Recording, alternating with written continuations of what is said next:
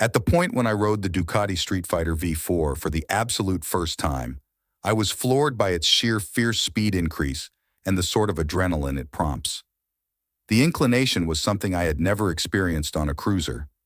The way that it holds the title of being one of the most remarkable creation bikes on this planet ought to provide you with a thought of what I'm referring to. Discuss MotoGP determined tech squeezed into a hyper-stripped machine with winglets.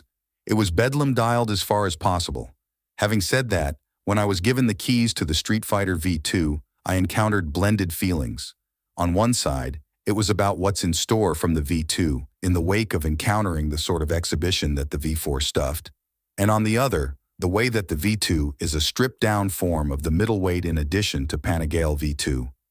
Furthermore, I'm glad to illuminate you that the Streetfighter V2 doesn't dishearten, however upgrades the entire experience, and the verification of that are tall and long wheelies on request.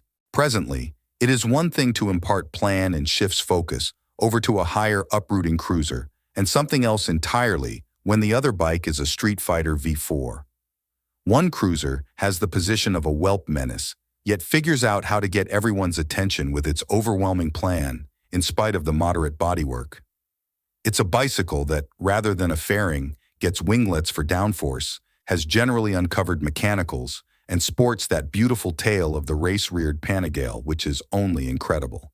Ducati, most likely, has pulled off a fabulous occupation of catching the embodiment of the first Street Fighter and combining it with the cutting-edge styling of its cruisers to give us the ongoing one. What's more, the way that Ducati hasn't changed much with the plan for the Streetfighter V2 is the best thing of all time. It is extremely simple to confuse the V2 with the V4, just on the grounds that they look practically indistinguishable. Indeed, there are a couple of plan viewpoints like the underhanded side-mounted winglets, the squat exhaust as an afterthought rather than an underside one, and finally, a side-mounted back monoshock rather than a focal one, as on account of the V4. Presently, configuration may be one office that the V2 imparts to the Streetfighter V4.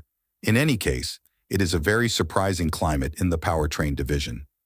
That is on the grounds that under the SF-V2 depends on the Panigale V2's crude and forceful 955cc Super Quadro L-twin plant. Alongside that engine comes the remarkable monocoque body, additionally from the Panigale V2, which dials in the bicycle's personality. This makes the SF-V2 remarkable, as it were, since the majority of the huge Ducatis are relocating to the V4 engine, consequently actually making this one final of the bicycles to don the forceful L-twin superior presentation motor. To discuss execution, the SF-V2 is just a narc underneath the fared Panigale V2's numbers. The engine is appraised to deliver 150.59 bhp of max power and 10.33 kgm of pinnacle force. The slight power drop is because of the absence of a front-facing air scoop, which Ducati referenced as because of the front-facing plan. In any case, in reality, there is not really any recognizable contrast that jabs out whatsoever. Not at all like the SF-V4, which is only a ruthless surge of force, and force from the second you contort that choke. The SF-V2 places the rider in the pleasant region of street riding. For the sort of force it produces, it is receptive, and in the wake of getting acclimated, is a ton usable for everyday riding. Considering it being a huge L-twin, the engine feels jerky and clattery at lower fires up, yet that is simply up to the 3,000 RPM imprint, however is for the most part the case in sluggish rush hour gridlock.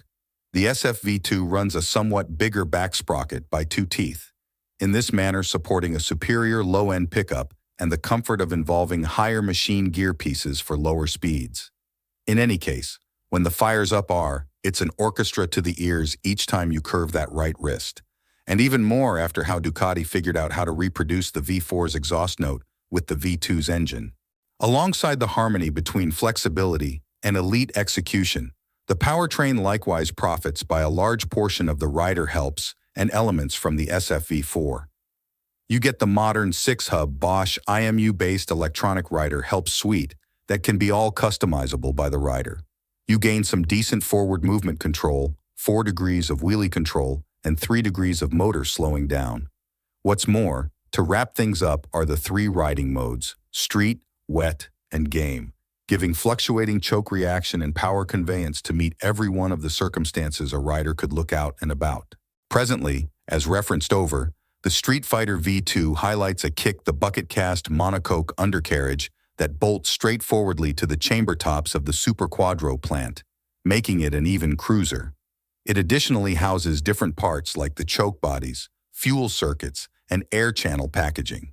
For the suspension arrangement, the more modest Streetfighter accompanies 43mm Showa BPF forks at the front, and a Sachs monoshock mounted onto the single-sided aluminum swing arm, both completely customizable. Ducati has protracted the swing arm by 16mm for extra steadiness, which has brought about the wheelbase remaining at 1465mm, 26mm longer than the Panigales. What you get with that is magnificent straight-line steadiness and crushing ravine-cutting cornering certainty.